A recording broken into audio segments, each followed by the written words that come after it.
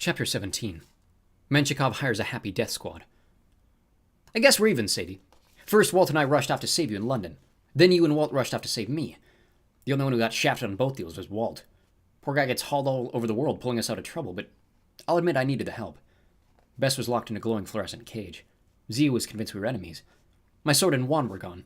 I was holding a crook and flare that were apparently stolen property, and two of the most powerful magicians in the world, Michel Desjardins and Vlad the Inhaler, were ready to arrest me. Try me, and then execute me, not necessarily in that order. I backed up the steps of Zia's tomb. There was no place to go. Red mud stretched in all directions, dotted with wreckage and dead fish. I couldn't run or hide, which gave me two options: surrender or fight. Menshikov's scarred eyes glittered. Feel free to resist, Kane. Using deadly force would make my job so much easier. Vladimir, stop, Desjardins said wearily, leaning on his staff. Carter, don't be foolish. Surrender now. 3 months ago, Desjardins would have been thrilled to blast me to bits. Now he looked sad and tired, like my execution was unpleasantly necessary. Zia stood next to him. She glanced warily at Menshikov as if she could sense something evil about the man. If I could use that, possibly buy some time. What's your plan, Vlad? I asked. You let us get away from St. Petersburg too easily. Almost like you want us to awaken Ra. The Russian laughed. Is that why I followed you halfway across the world to stop you? He did his best to look scornful, but a smile tugged at his lips as if we were sharing a private joke. You didn't come to stop me, I guessed. You're counting on us to find the scrolls for you and put them together. Do you need Ra to wake up in order to free Apophis? Enough, Carter, Desjardins spoke in a monotone, like a surgery patient counting backward, waiting for anesthesia to kick in. I didn't understand why he seemed so apathetic, but Menshikov looked angry enough for the both of them. From the hatred in the Russian's eyes, I could tell I'd struck a nerve. That's it, isn't it? I said. Ma'at and Chaos are connected. To free Apophis, you have to wake Ra, but you want to control the summoning. Make sure Ra comes back old and weak. Menshikov's new oaken staff burst into green flames. Boy, you have no idea what you are saying. Set teased you about a past mistake. I remembered. You tried to awaken Ra once before, didn't you? Using what, only the one scroll you had? Is that how you burn your face? Carter! Desjardins interrupted. Vlad Menshikov is a hero of the House of Life. He tried to destroy that scroll to keep anyone else from using it. That's how he was injured. For a moment I was too stunned to speak. That can't be true. You should do your homework, boy. Menshikov fixed his ruined eyes on me. The Menshikovs are descended from the priests of Amun-Ra. You heard of that temple? I tried to recall the stories my dad had told me. I knew Amun-Ra was another name for Ra, the sun god. And his temple. They pretty much controlled Egypt for centuries, I remembered. They opposed Akhenaten when he outlawed the old gods. Maybe even assassinated him. Indeed, Menshikov said. My ancestors were champions of the gods. They're the ones who created the Book of Ra and hid its 3 sections, hoping that someday a worthy magician would reawaken their sun god. I tried to wrap my mind around that. I could totally see Vlad Menshikov as an ancient bloodthirsty priest. But if you're descended from priests of Ra, why do I oppose the gods? Menshikov glanced at the chief lector as if I'd asked a predictably stupid question. Because the gods destroyed our civilization. By the time Egypt fell and Lord Iskandar banned the path of the gods, even my family had come to realize the truth. The old ways must be forbidden. Yes, I tried to destroy the scroll, to make up for the sins of my ancestors. Those who summoned the gods must be wiped out. I shook my head. I saw you summon Set. I heard you talking about freeing Apophis. Desjardins, this guy's lying. He's going to kill you both. Desjardins looked at me in some kind of daze. Amos had insisted the chief lector was smart, so how could he not understand the threat? No more, Desjardins said. Come peacefully, Carter Kane, or be destroyed. I gave Zia one more pleading look. I could see the doubt in her eyes, but she wasn't in any shape to help me. She'd just woken up from a 3-month-long nightmare. She wanted to believe the House of Life was still her home, and Desjardins and Menshikov were the good guys. She didn't want to hear any more about Apophis. I raised the crook and flail. I'm not going peacefully. Menshikov nodded. Then destruction it is. He pointed his staff at me, and my instincts took over. I lashed out with the crook. I was much too far away to reach him, but some invisible force ripped the staff out of Menshikov's hand and sent it flying to the Nile. He held out his hand, but I slashed the air again, and Menshikov went flying. He landed on his back so hard he made a mud angel. Carter! Desjardins pushed Zia behind him. His own staff lit with purple fire. You dare to use the weapons of Ra! I looked at my hands in amazement. I never felt so much power come to me easily, as if it were meant to be a king. In the back of my mind I heard Horace's voice urging me on. This is your path. This is your birthright. You're going to kill me anyway, I told Desjardins. My body began to glow. I rose off the ground. For the first time since New Year's, I was encased in the avatar of the Hawk God, a falcon-headed warrior 3 times my normal size. In its hands were massive holographic replicas of the crook and flail. I hadn't paid much attention to the flail, but it was a wicked painbringer. A wooden handle with 3 barbed chains, each topped by a spiky metal asterisk, like a combination wisp and a meat tenderizer. I took a swipe at the ground, and the Falcon Warrior mirrored my action. The glowing flail pulverized the stone steps of Zia's tomb, sending blocks of limestone flying through the air. Desjardins raised a shield to deflect the shards. Zia's eyes widened. I knew I was probably freaking her out and convincing her I was the bad guy, but I had to protect her. I couldn't let Menshikov take her away. "Combat magic," Desjardins said with disdain. "This is what the House of Life was like when we followed the path of the gods, Carter Kane. Magician fighting magician. Backstabbing and duels between the different temples. Do you want those times to return?" "It doesn't have to be that way," I said. "I don't want to fight you, Desjardins, but Menshikov is a traitor. Get out of here, let me deal with him." Menshikov rose from the mud, smiling like he enjoyed getting thrown around. "Deal with me? How confident? By all means, Chief Lecter, let the boy try. I'll be sure to pick up the pieces when I'm done." Desjardins started to say, "Vladimir, no, it's not your place." But Menshikov didn't wait. He stomped the ground with his foot, and the mud turned dry and white all around him. Twin lines of hardening earth snaked toward me, crossing like a DNA helix. I wasn't sure what they would do, but I knew I didn't want them touching me. I smashed at them with my flail, taking out a section of mud large enough for a hot tub. The white lines just kept coming, bleaching their way down the pit and climbing to the other side, racing toward me. I tried to move out of their way, but the warrior avatar wasn't exactly speedy. The lines of magic reached my feet. They wove like vines up the avatar's legs until I was tangled to the waist. They squeezed against my shielding, draining my magic, and I heard Menshikov's voice forcing its way into my mind. "Snake," the voice whispered. "You are a slithering reptile." I fought back my terror. I'd been turned into an animal against my will once before, and it was one of the worst experiences of my life. This time it was happening in slow motion. The combat avatar fought to maintain its form, but Menshikov's magic was strong. The glowing white vines kept rising, encircling my chest. I swiped at Menshikov with my crook. The invisible force hooked him around the neck and lifted him off the ground. "Do it!" he choked out. "Show me your power, godling!" I raised my flail. One good hit and I could smash Vlad Menshikov like a bug. "Won't matter," he gasped, clawing at his neck. "Spell will defeat you anyway. Show us your... a murderer, Kane!" I glanced at Zia's terrified face, and I hesitated too long. The white vines encircled my arms. The combat avatar crumpled to its knees, and I dropped Menshikov. Pain racked my body. My blood turned cold. The avatar's limbs shrank, the hawk head slowly changing to one of a serpent. I could feel my heart slowing, my vision darkening. The taste of venom filled my mouth. Zia cried out. "Stop it! This is too much!" "On the contrary," Menshikov said, rubbing his chafed neck. "He deserves worse. Chief Lecter, you saw how this boy threatened you. He wants the Pharaoh's throne. He must be destroyed." Zia tried to run to me, but Desjardins held her back. "Discontinue the spell, Vladimir," he said. "The boy can be contained in more humane ways." "Humane, my lord? He's barely human." The two magicians locked eyes. I don't know what would have happened, but just then a portal opened under Bessa's cage. I've seen plenty of portals, but none like this. The whirlpool opened level with the ground, sucking down a trampoline-sized area of red sand, dead fish, old lumber, pottery shards, and one glowing fluorescent cage containing a dwarf god. As the cage entered the vortex, the bars broke into splinters of light. Bess unfroze, found himself halfway submerged in sand, and did some creative cursing. Then my sister and Walt shot straight up out of the portal, suspended horizontally as if they were running toward the sky. When gravity took over, they waved their arms and fell back into the sand. They might have been pulled under, except Bess grabbed them both and managed to haul them out of the whirlpool. Bess stumped them on firm ground. Then he turned to Vlad Menshikov, planted his feet, and ripped off his Hawaiian shirt and shorts like they were made of tissue. His eyes blazed with anger. His speedo was embroidered with the words dwarf pride, which was something I really didn't need to see. Menshikov only had time to say, "How? Boo!" yelled Bess. The sound was like the blast of an H-bomb, or a U-bomb for ugly. The ground shook. The river rippled. My avatar collapsed, and Menshikov's spell dissolved with it, the venom taste in my mouth subsiding, the pressure lifting so I could breathe again. Sadie and Walt were already on the ground.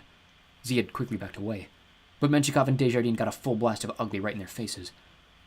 Their expressions turned to astonishment, and they disintegrated on the spot. After a moment of shock, Zia gasped. You killed them!" "Nah," Bess dusted off his hands. "Just scared them back home. They may be unconscious for a few hours while their brains try to process my magnificent physique, but they'll live. More important," he scowled at Sadie and Walt, "you two had the nerve to anchor a portal on me. Do I look like a relic?" Sadie and Walt wisely didn't answer that. They got to their feet, rushing off the sand. "It wasn't our idea," Sadie protested. "Ptah sent us here to help you." "Ptah?" I said. Ptah, the god? No, Ptah the date farmer. I'll tell you later. What's wrong with your hair? I asked. Looks like a camel licked it. Shut up! Then she noticed Zia. My god, is that her? The real Zia? Zia stumbled back, trying to light her staff. Get away! The fire spluttered weakly. We're not going to hurt you, Sadie promised. Zia's legs shook. Her hands trembled. Then she did the only logical thing for someone who'd been through her kind of day after a 3-month coma. Her eyes rolled back in her head, and she passed out. Bess grunted. Strong girl. She held up under a full frontal boo. Still, we better pick her up and get out of here. Desjardins won't stay gone forever. Sadie, I said, did you get the scroll? She pulled all 3 scrolls out of her bag. Part of me was relieved. Part of me was frightened. We need to get to the Great Pyramid, she said. Please tell me you have a car. Not only did we have a car, we had a whole bunch of Bedouins. We returned their truck well after dark, but the Bedouins seemed happy to see us, even though we'd brought 3 extra people, one of them unconscious. Somehow Bess made a deal with them to drive us to Cairo. After a few minutes talking in their tent, he emerged wearing new robes. The Bedouins came out ripping the remains of his Hawaiian shirt into strips, which they carefully wrapped around their arms, their radio antenna, and then the rearview mirror as good luck talismans. We piled into the back of the truck. It was too crowded and noisy to talk much as we drove to Cairo. Bess told us to get some sleep while he kept watch. He promised he'd be nice to Zia if she woke up. Sadie and Walt went straight to sleep, but I stared at the rear stars for a while. I was painfully aware of Zia, the real Zia, sleeping fitfully right next to me, and the magic weapons of Ra, the crook and flail, now stashed in my bag. My body was still buzzing from the battle. Menshikov's spell had been broken, but I could still hear his voice in my head, trying to turn me into a cold-blooded reptile. Sort of like him. Finally, I managed to close my eyes. Without magical protection, my body drifted as soon as I fell asleep. I found myself in the Hall of Ages, in front of the Pharaoh's throne. Between the columns on either side, holographic images shimmered. Just as Sadie had described, the edge of the magic curtain was turning from red to deep purple, indicating a new age. The images in purple were hard to make out, but I thought I saw 2 figures grappling in front of a burning chair. Yes, said the voice of Horus. The battle approaches. He appeared in a ripple of light, standing on the steps of the dais where the chief lector usually sat. He was in human form, a muscular young man with bronze skin and a shaved head. Jewels glinted on his leather battle armor, and his khopesh hung at his side. His eyes gleamed, one gold, one silver. How'd you get here? I asked. Isn't this place shielded against the gods? I'm not here, Carter. You are. But we were once joined. I'm an echo in your mind, the part of Horus that never left you. I don't understand. Just listen. Your situation has changed. You stand on the threshold of greatness. He pointed at my chest. I looked down and realized I wasn't my usual Ba form. Instead of a bird, I was a human, dressed like Horus in Egyptian armor. In my hands were the crook and flail. These aren't mine, I said. They were buried with Zia. They could be yours, Horus said. They are the symbols of the pharaoh, like staff and wand, only 100 times more powerful. Even with no practice, you were able to channel their power. Imagine what we could do together. He gestured to the empty throne. You could unite the House of Life and its leader. We could crush our enemies. I won't deny, part of me felt a thrill. Months ago, the idea of being a leader scared me to death. Now things had changed. My own understanding of magic had grown. I spent 3 months teaching and turning our initiates into a team. I understood the threat that we were facing more clearly, and I was beginning to understand how to channel the power of Horus without being overwhelmed. What if Horus was right, and I could lead the gods and magicians against Apophis? I liked the idea of smashing our enemies, getting back at the forces of chaos that had turned our lives upside down. Then I remembered the way Z had looked at me when I was about to kill Vlad Menshikov, like I was the monster. I remembered what Desjardins had said about the bad old days when magicians fought magician. If Horus was an echo in my mind, maybe I was being affected by his desire to rule. I knew Horus well now. He was a good guy in many ways, brave, honorable, righteous, but he was also ambitious, greedy, jealous, and single-minded when it came to his goals. And his biggest desire was to rule the gods. The crook and flail belong to Ra, I said. We have to wake him. Horus tilted his head. Even though Apophis wants that to happen? Even though Ra is weak and old? I warned you about the divisions between the gods. You saw how Nekbet and Bobby try to take matters into their own hands. The strife will only get worse. Chaos feeds on weak leaders, divided loyalties. That's what Vlad Menshikov is after. The Hall of Ages trembled. Along either wall, the curtain of purple light expanded. As the holographic scene widened, I could tell that the chair was a fiery throne, like the one Sadie had described in her vision of Ra's boat. 2 shadowy figures were locked in combat, grappling like wrestlers, but I couldn't tell if they were trying to push each other into the chair or trying to keep each other out of it. Did Menshikov really try to destroy the Book of Ra? I asked. Horus's silver eye glinted. It always seemed a little brighter than his golden one, which made me feel disoriented. like the whole world was listening to one side. Like most things Menshikov says, it was a partial truth. He once believed as you do. He thought he could bring back Ra and restore Ma'at. He imagined himself as the high priest of a glorious new temple, even more powerful than his ancestors. In his pride, he thought he could reconstruct the Book of Ra from the one scroll in his possession. He was wrong. Ra had taken a great pain not to be wakened. The curses on the scroll burned Menshikov's eyes. Sunfire seared his throat because he dared to read the words of the spell. After that, Menshikov turned bitter. At first, he plotted to destroy the Book of Ra, but he did not have the power. Then he hit upon a new plan. He would awaken Ra, but for revenge. That's what he's been waiting for all these years. That's why he wants you to collect the scrolls and reconstruct the Book of Ra. Menshikov wants to see the old god swallowed by Apophis. He wants to see the world plunged into darkness and chaos. He's quite insane. Oh. Great response, I know, but what do you say to a story like that? On the dais next to Horus, the empty throne of the pharaoh seemed to undulate in the purple light. That chair had always intimidated me. Long ago, the pharaoh had been the most powerful ruler in the world. He'd controlled an empire that lasted 20 times longer than my own country. How could I be worthy of sitting there? You can do it, Carter, Horus urged. You can take control. Why risk the summoning of Ra? Your sister will have to read the book, you know. You saw what happened to Menshikov when just one scroll backfired. Can you imagine 3 times that much power unleashed on your sister? My mouth went dry. Bad enough I'd let Sadie go off to find the last scroll without me. How could I let her take a risk that might scar her like Vlad the Inhaler? Or worse. You see the truth now, Horus said. Claim the crook and flail for yourself. Take the throne. Together we can defeat Apophis. We can return to Brooklyn and protect your friends and your home. Home. That sounded so tempting. And our friends were in terrible danger. I'd seen firsthand what Vlad Menshikov could do. I imagined little Felix or timid Cleo trying to fight against that kind of magic. I imagined Menshikov turning our young initiates into helpless snakes. I wasn't even sure Amos could stand against him. With the weapons of Ra, I could protect Brooklyn House. Then I looked at the purple images flickering against the wall. 2 figures fighting before the fiery throne. That was our future. The key to success wasn't me or even Horus, it was Ra, the original king of the Egyptian gods. Next to the fiery throne of Ra, the pharaoh's seat seemed about as important as a lazy boy recliner. We're not enough, I told Horus. We need Ra. The god fixed me with his gold and silver eyes like I was a small bit of prey miles below him, and he was considering whether or not I was worth diving for. You do not understand the threat, he decided. Stay, Carter, and listen to your enemies plan your death. Horus disappeared. I heard footsteps in the shadows behind the throne, then familiar raspy breathing. I hoped my ba was invisible. Vladimir Menshikov stepped into the light, half carrying his boss, Desjardins. Almost there, my lord, Menshikov said. The Russian looked well rested in a new white suit. The only sign of our recent fight was the bandage on his neck from where I'd crooked him. Desjardins, however, looked like he'd aged a decade in a few hours. He stumbled along, leaning on Menshikov. His face was gaunt. His hair had turned stark white, and I didn't think it was all because he'd seen Bess in a Speedo. Menshikov tried to ease him onto the pharaoh's throne, but Desjardins protested. Never, Vladimir. The step. But surely, lord, in your condition. Never!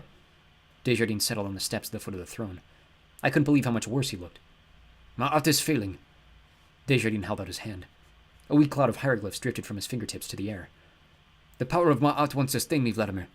Now it seems to be sapping my life force. It's all I can do. His voice trailed off.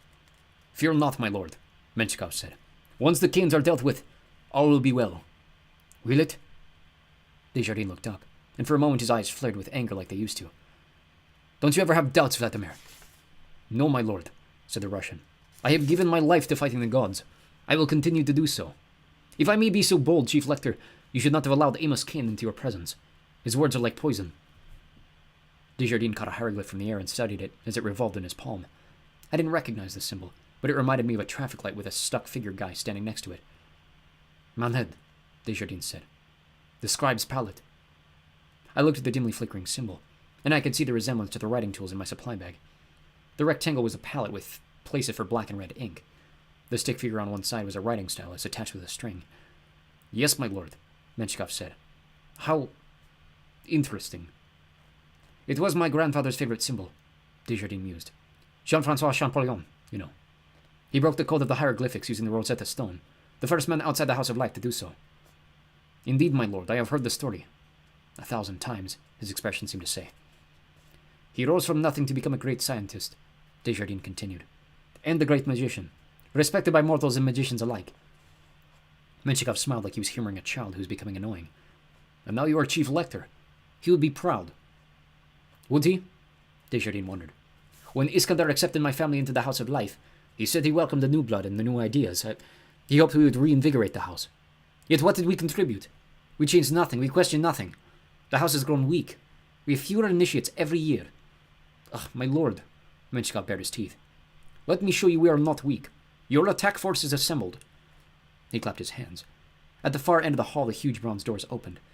At first I couldn't believe my eyes, but as the small army marched toward us, I got more and more alarmed. The dozen magicians were the least scary part of the group. They were mostly older men and women in traditional linen robes. Many had kohl around their eyes and hieroglyphic tattoos on their hands and faces. Some wore more amulets than Walt. The men had shaved heads. The women wore their hair short or tied back in ponytails. All of them had grim expressions, like an angry mob of peasants out to burn the Frankenstein monster, except instead of pitchforks, they were armed with staffs and wands. Several had swords, too. Marching on either side of them were demons, about 20 in all. I'd fought demons before, but something about these was different. They moved with more confidence, like they shared a sense of purpose. They radiated evil so strongly my body felt like it was getting a suntan. Their skin was every color from green to black to violet. Some were dressed in armor, some in animal hides, some in flannel pajamas. One had a chainsaw for a head. Another had a guillotine. A third had a foot sprouting between his shoulders. Even scarier than the demons were the winged snakes. Yeah, I know you're thinking, not more snakes. Believe me, after getting bit by the Chesu in St. Petersburg, I wasn't happy to see them either. These weren't three-headed, and they weren't any bigger than normal snakes, but just looking at them gave me the creeps. Imagine a cobra with wings of an eagle. Now imagine it zipping through the air, exhaling long jets of fire like a flamethrower. Half a dozen of these monsters circled the attack squad, darting in and out and spitting fire. It was a miracle none of the magicians got torched. As the group approached, Desjardins struggled to his feet. The magicians and demons knelt before him. One of the winged snakes flew in front of the chief lector, and Desjardins snatched it out of the air with surprising speed. The snake wriggled in his fist, but it didn't try to strike. Are you read us? Desjardins asked. This is dangerous, Vladimir. These are creatures of Ra. Menshikov inclined his head. They once served the temple of Amun-Ra, Chief Lector, but do not worry. Because of my ancestry, I can control them. I thought it fitting, using creatures of the sun god to destroy those who would wake him. Desjardins released the snake, which spouted fire and flew away. And the demons? Desjardins asked. Since when do we use creatures of chaos? They are well controlled, my lord. Menshikov's voice sounded strained, as if he were growing tired of humoring his boss. These mages know the proper binding spells. I handpicked them from gnomes around the world. They have great skill. The chief lector focused on an Asian man in blue robes. Why, isn't it? The man nodded. As I recall, Desjardins said, you were exiled to 300 Gnome in North Korea for murdering a fellow magician, and you, Sarah Jacobi. He pointed to a woman with white robes and spiky black hair. You were sent to Antarctica for causing a tsunami in the Indian Ocean. Menshikov cleared his throat. My lord, many of these magicians have had issues in the past, but they are ruthless murderers and thieves, Desjardins said. The worst of our house. But they are anxious to prove their loyalty, Menshikov assured him. They're happy to do it. He grinned at his minions, as if encouraging them to look happy. None of them did. Besides, my lord, Menshikov continued quickly, if you want Broken House destroyed, we must be ruthless. It is for the good of Ma'at. Desjardins frowned. And you, Vladimir? Will you lead them? No, my lord. I have full confidence that this fine group can deal with Brooklyn on their own. They will attack at sunset. As for me, I will follow the Canes into the Duat and deal with them personally. You, my lord, should stay here and rest.